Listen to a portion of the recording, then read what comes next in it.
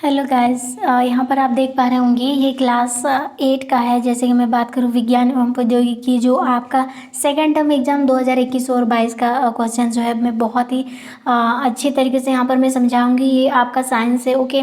और मैं आपको ये किताब इसीलिए पढ़ा रही हूँ, मैंने पहले भी इसका वीडियो बना चुकी हूँ, लेकिन स्पेशली फिर से ये वीडियो बनाना पड़ रहा है क्योंकि ये कल ही परसों को ही आया था। ये बुक्स जैक द्वारा भेजा गया ये बुक्स है, और ये आपको बताने के लिए मैं बता रही हूँ क्योंकि आपको क्वेश्चन जो है किस तरह पूछा जाएगा, किस लेवल का पूछा जाएगा और कैसा क्वेश्चन रहेगा, मैं सारे के सारे प्रश्न जो है आपको यहाँ पर दिखाने वाले हूँ। साथ ही साथ इसका आंसर भी हम लोग करने वाले हैं। अगर आपको इसका PDF चाहिए तो ज़रूर टेलीग्राम को ज्वाइन कर लीजिए, वहीं से आपको PDF जो है मिल जाएगा, ठीक है।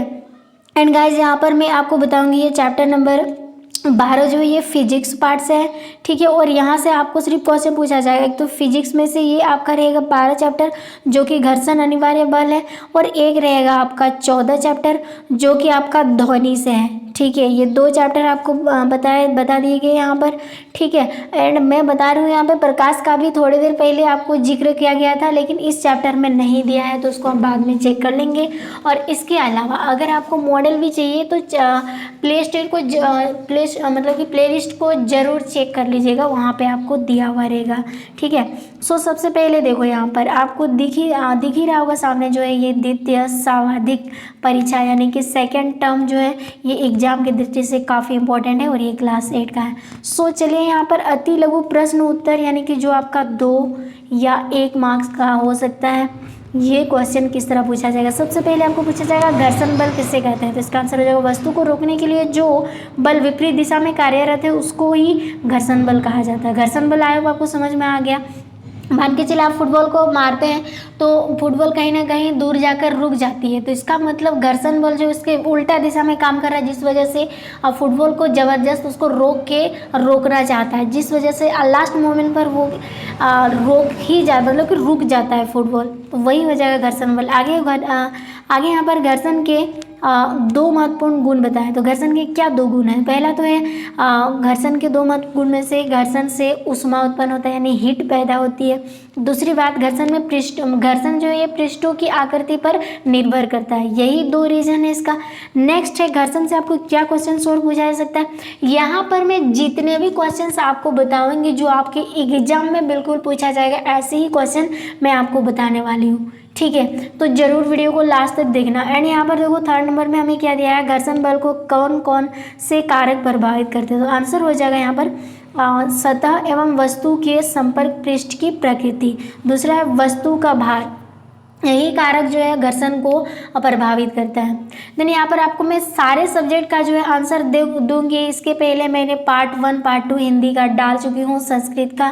इसके बाद मैं अब आपको देने वाले हूँ विज्ञान का पार्ट 1 वीडियोस, ठीक है। उसके बाद मैं आपको सोशल साइंस का भी बताऊँगी, ठीक है। उसके बाद मैथ्स भी रहेगा, यानी सारे सब्जेक्ट आपको बता दिया जाएगा। अगर आप चैनल पर नहीं तो चैनल को सब्सक्राइब कर लेना, ओके। ये बहुत ज़्यादा जरूरी है क्योंकि आपके एग्जाम की दृष्टि से बताया जाता है। नेक्स्ट है घर्षण बल किन कारकों पर निर्भर करता है, तो घर्षण बल के 2 गुण हमने बताया, एक तो ऊष्मा पैदा करता है, दूसरा पृष्ठ पर निर्भर होता है। ये इसका मतलब बल किन कारकों पर निर्भर करता है, इसका बल यानी कि फोर्स, तो आंसर हो जाएगा तो वस्तु की आकृति पर, दूसरा है तरल पदार्थ की आकृति पर। ये 4 नंबर का आंसर हो गया। 5 नंबर देखो लोडनी घर्षण क्या है, सो आंसर हो गया जब वस्तु किसी दूसरे वस्तु के पृष्ठ पर लुढ़कती है तो उसकी गति के प्रतिरोध जो भी काम करता है उसी को लोडनी घर्षण कहा जाता है। आगे खिलाड़ियों के जूते यानी कि घटदार या कांटेदार तथा वाहन के टायर के ग्रिप होते हैं, तो इसका रीजन क्या है, इसका मेन रीजन है घर्षण को बढ़ाने के लिए। बाय चांस आपने बरसात के दिन में तो देखे होंगे, ठीक है, अगर आप चप्पल नहीं पहनोगे या पहनोगे तो आपका पैर जो है स्लिप होकर आप गिर जाते हैं, क्योंकि उस टाइम घर्षण जो है वो कम होता है। अगर मैं बात करूँ रुखड़ा हुआ ज़मीन पर चलोगे तो आप नहीं गिरोगे, इसका मतलब घर्षण बल वहाँ पे बढ़ता है। इसीलिए चप्पल के नीचे, जूते के नीचे, टायरों के नीचे आपने देखे हैं टायरों में जो कुछ छिल्लीदार होते हैं, ठीक है, तो वो क्या होता है घर्षण को बढ़ाता है, इसीलिए इसे बनाया जाता है। आगे कैरम खेलने से पहले बोर्ड पर पाउडर क्यों छिड़काया जाता है? सिंपल सी बात, घर्षण कम करने के लिए। आपने कैरम तो खेले होंगे ना, क्यों छिड़कते हैं? क्योंकि जो कैरम बोर्ड की जो भी चीज़ें हैं वो आराम से इधर उधर फैलाया जा सके। आगे है स्नेहक किसे कहते हैं? तो आंसर हो जाएगा घर्षण कम करने वाले पदार्थों को स्नेहक कहा जाता है। 10 नंबर क्वेश्चन है, घर्षण कम करने के 2 उपाय बताएं। सो घर्षण को कम करने के 2 उपाय है, एक तो ग्रीस लगाकर, दूसरा बॉल तथा बेयरिंग का उपयोग करके घर्षण को हम कम कर सकते हैं। ये तो था आपका 1 नंबर यानी कि 1 मार्क्स का क्वेश्चन, ठीक है। ये था आपका 1 मार्क्स या 2 मार्क्स में पूछा जा सकता है। अब नेक्स्ट क्वेश्चन देखो यहाँ पर, जो आपको 2 मार्क्स में पूछा जा सकता है। तो यहाँ पर देखो लघु प्रश्नोत्तर या 2 या 3 मार्क्स में आपको पूछा जा सकता है ये प्रश्न। आगे यहाँ पर बोला घर्षण बल किस प्रकार के लाभदायक है? तो आंसर हो जाएगा घर्षण बल जो है निम्न प्रकार से लाभदायक है। पहला, घर्षण बल बिना फिसले चलने में हमारी सहायता करती है, ये तो पहला उपयोग हो गया। दूसरा, सभी तरह के वाहन घर्षण बल के कारण ही बिना फिसले कंट्रोल में रहते हैं, ये तो तीसरा उपयोग है और दूसरा है। और ये तीसरा है, इस बल के कारण ही हम किसी वस्तु को हाथ से पकड़ सकते हैं, नहीं तो घर्षण नहीं होता तो हम किसी भी चीज़ को पकड़ने में सफल नहीं हो पाते। आगे 2 नंबर क्वेश्चन में बोला वर्णन करें तरल एवं हवा में गति करने वाले वस्तुओं की आकृति विशेष प्रकार की क्यों होती है, क्यों बनते हैं या क्यों होती है? तो आंसर हो जाएगा तरल घर्षण को कम करने के लिए वस्तु को विशेष आकृति दी जाती है। पहली रीजन तो ये आकृतियाँ हमें प्रकृति से प्राप्त होती है। जब कोई वस्तु तरल में गति करती है तो उस पर लगने वाला घर्षण बल पार पाना होता है, जिससे उसकी ऊर्जा क्षय होता है और उनकी ऊर्जा को क्षय यथासंभव कम हो, इसके लिए उन्हें मतलब कि उन्हें विशेष आकृतियाँ दी जाती है। बस यही सिंपल रीज़न है। आगे बात करते हैं, घर्षण से यंत्र में ऊष्मा उत्पन्न होती है। तो एक उदाहरण बताइए जिसमें घर्षण की उत्पन्न ऊष्मा हमारे लिए लाभदायक होता है। तो इसका आंसर हो जाएगा घर्षण से हमारा उत्पन्न होती है, यानी कि क्या घर्षण से क्या उत्पन्न होता है? पहली बात तो यह ऊष्मा उत्पन्न होता है। अपनी हथेलियों को कुछ मिनट तक तेजी से अगर एक दूसरे के साथ रगड़ोगे तो बिल्कुल क्या आएगा? गर्म, मतलब आपको एहसास हो जाएगा गर्म हुआ है, हथेलियाँ गर्म हो जाती है। यानी कि मिक्सी के कुछ देर चलने से जार जो है वो पूरी तरह से गर्म हो जाता है। आपने ग्राइंडर मशीन को भी चलाया होगा, ठीक है, इसी तरह गर्म हो जाता है। 4 नंबर क्वेश्चन से कामनीदार तुला क्या है, ठीक है। तो कामनीदार तुला जैसे वो बोला है, कामनीदार तुला वह यंत्र है जिसके द्वारा किसी वस्तु पर लगने वाला बल को मापा जाता है। इसमें एक कुंडलित कामनी होती है जिसमें बल लगाने पर उसका फैलाव होता है और कामनी के इस फैलाव की माप इसके आंशिक पैमाने पर चलने वाले मतलब कि संकेतक द्वारा की जाती है।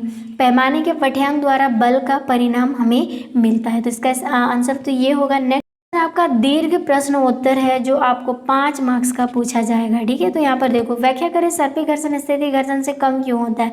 ये 5 मार्क्स में पूछा जाएगा। एक चीज़ आपको ध्यान रखना है, ठीक है।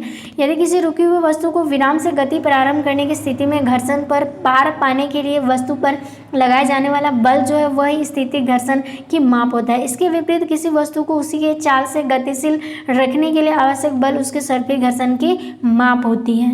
उसके बाद आगे, जैसे जब कोई वस्तु पहले से गति में होती है तो उसे पृष्ठों के संपर्क में बिंदुओं को उतना समय नहीं मिल पाता है कि वे एक दूसरे के सतह के संपर्क बिंदुओं में धंस जाते हैं। अतः सर्पी घर्षण स्थिति घर्षण से कम होता है। बस यही इसका रीजन है। नेक्स्ट है, घर्षण कम करने के उपाय बताएं। ये 5 मार्क्स का पूछा जाएगा। तो इसके क्या उपाय हो सकते हैं? तो घर्षण को कम करने की विधियाँ हैं। क्या है? जैसे सतह को चिकने कर घर्षण बल को हम कम कर सकते हैं। सतह को अगर हम चिकने कर देंगे तो घर्षण कम हो जाएगा, यानी रुकने की स्थिति कम हो जाएगी। दूसरी, सतह पर पॉलिश कर घर्षण को हटाया जा सकता है। सतह पर अगर हम पॉलिश करेंगे तो भी घर्षण को हटा सकते हैं। तीसरी है, सतह पर पाउडर छिड़काकर घर्षण को कम किया जाता है, जैसे कि कैरम बोर्ड में हम लोग डालते हैं पाउडर को, ठीक है।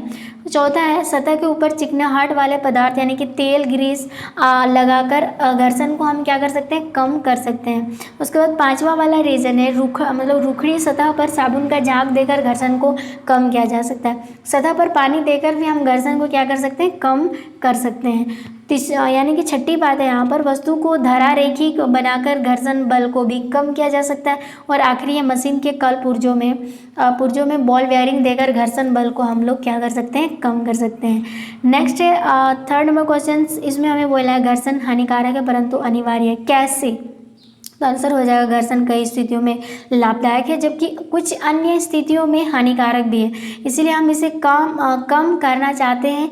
यह हमारा दुश्मन भी है और मित्र भी है। तो किस तरह दुश्मन है और किस तरह मित्र का रोल प्ले करता है, तो चलिए देखते हैं। यहाँ पर घर्षण हमारा मित्र है, क्यों? क्योंकि चलने में हमारी सहायता करती है। दूसरी, यह बल स्थानांतरण के लिए माध्यम प्रदान करती है, जैसे कि घर्षण के बिना बेल्ट मशीन नहीं चलाया जा सकता। उसी तरह या मतलब कि ब्रेकें लगाने में भी हमारी सहायता करती है, या पेन के साथ लिखने में हमें सहायता करती है। तो ये एक तरह से दोस्त बन गए। तो दुश्मन किस तरह होंगे? तो हमारा दुश्मन है, क्यों? क्योंकि यह तोड़ फोड़ का कारण बन जाती है। घर्षण से हुई ऊर्जा की हानिया के कारण मशीनों की यह क्षमता भी कम होती है।